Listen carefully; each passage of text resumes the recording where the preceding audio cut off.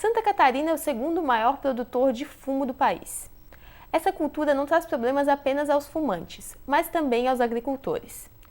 Dependentes da indústria fumageira, eles sofrem com o baixo lucro e as doenças causadas pelo cultivo.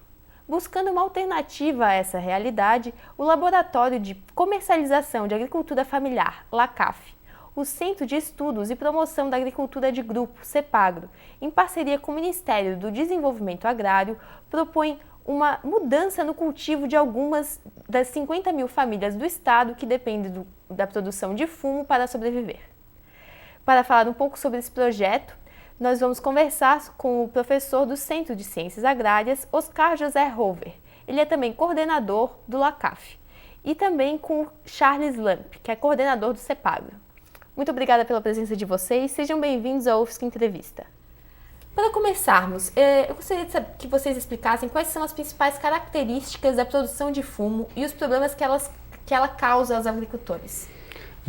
Saudação aos ouvintes da TV UFSC, né? A gente tem um trabalho, então, estabelecido no Estado que é muito anterior à discussão que o próprio governo brasileiro estabeleceu a partir de 2006, quando o governo brasileiro, o Estado brasileiro, assinou a Convenção Quadro, que é um acordo entre mais de 170 países a nível mundial, através da Organização Mundial da Saúde, que em 2006, então, estabeleceram metas para esses países signatários da Convenção Quadro em achar alternativas aos cultivadores de tabaco e se preocupar mais com as campanhas de prevenção ao consumo do tabaco já enquanto cigarro produzido.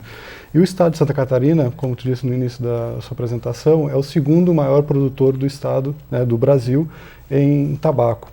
E isso no estado a gente verifica então que essas mais de 47 mil famílias que hoje têm tabaco plantado e cultivado em mais de 80% dos municípios catarinenses, já há um desejo que é muito, digamos assim, uma demanda antiga já de famílias buscando alternativas para abandonar parcialmente os cultivos ou totalmente o cultivo do tabaco.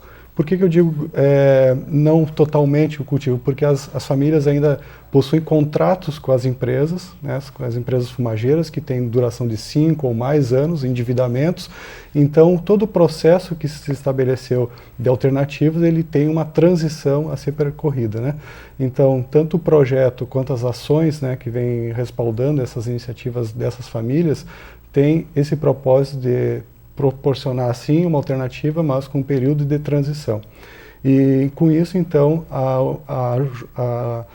juntar os interesses, né, da universidade, da sociedade civil, dos agricultores, né, em termos assim, no ambiente da saúde, no ambiente da agricultura, é muito importante para o estado de Santa Catarina por essa realidade que se tem do número expressivo de famílias, da característica fundiária que temos no nosso estado e da necessidade de produção de alimentos e não de um cultivo que não é alimento.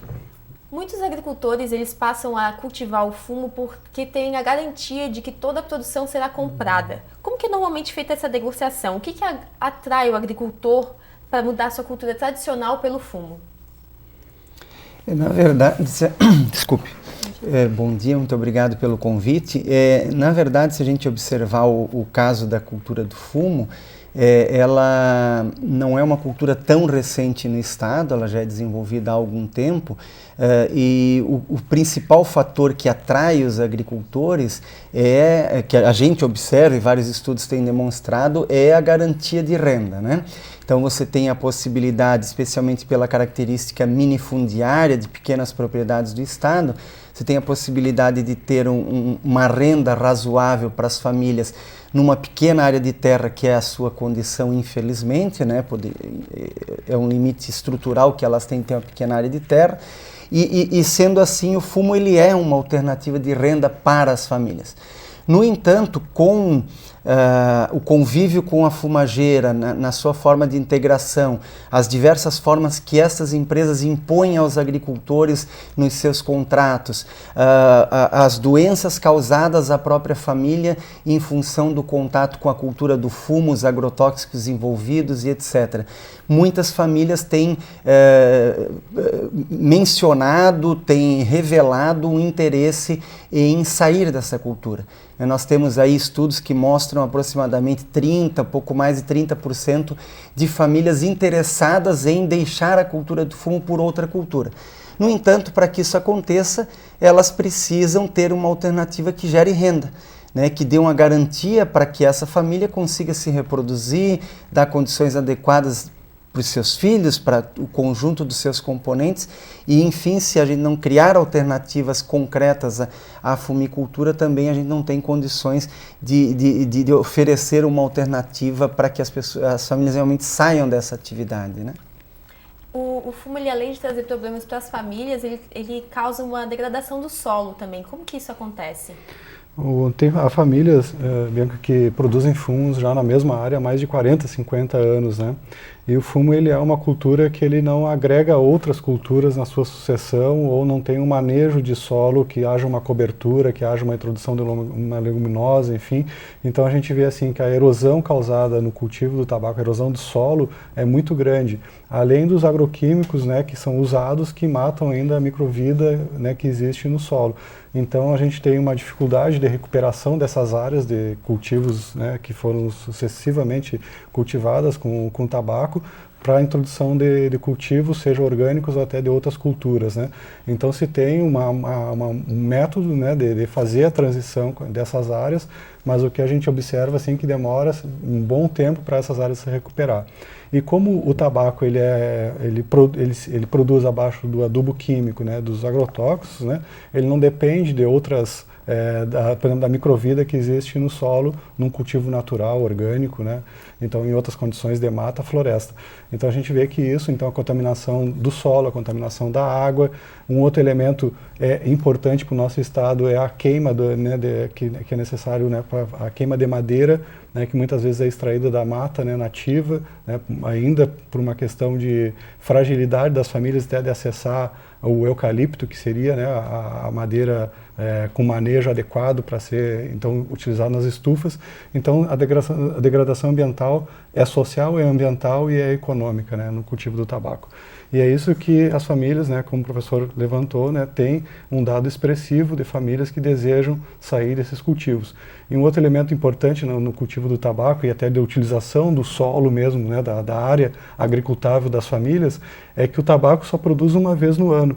Né, enquanto que né, como é o propósito do projeto e das ações que a gente executa, é diversificar a produção e que a família possa ter, então, ao longo dos meses do ano, produções que abasteçam a sua renda mensalmente, quinzenalmente e daí por diante.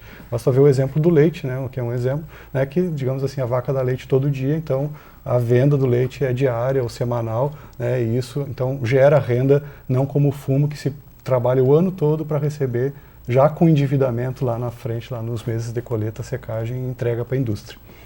Certo. E por que Santa Catarina se destaca entre os estados do Brasil? Qual que é a característica do nosso estado que faz a plantação de fumo ser tão grande aqui? Observe que ali tem toda uma história, né? Como o Charles colocou no início, os 3 estados do sul do Brasil se destacam. Então, não é apenas Santa Catarina, mas é essa região como um todo.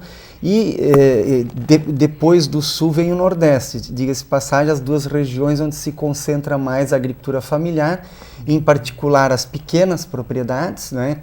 Como eu comentei no início, essa cultura ela é uma cultura que uma das suas características é dar uma razoável rentabilidade por área de terra. Então, mesmo quem tem pequena área de terra consegue ter um rendimento razoável, né? Então, esse é um dos fatores que faz com que muitas famílias, não tendo encontrado outras alternativas de produção, seja de alimento ou alternativas de renda, procurem ali a alternativa. Então, o sul do Brasil, como é uma região com forte presença da agricultura familiar, assim como é o Nordeste brasileiro, são regiões em que o tabaco ele avançou bastante, né? E, obviamente, também há que se considerar toda uma história, né, que essa cultura já tem de décadas sendo produzida na região, no Rio Grande do Sul, ela está muito bem estruturada e, enfim, nos 3 estados, no Rio Grande do Sul em especial, e tem toda uma cadeia produtiva, né, com as agroindústrias estruturadas e aí vendedores, todos os técnicos envolvidos, então é uma rede que se estrutura e que está constantemente próxima do agricultor.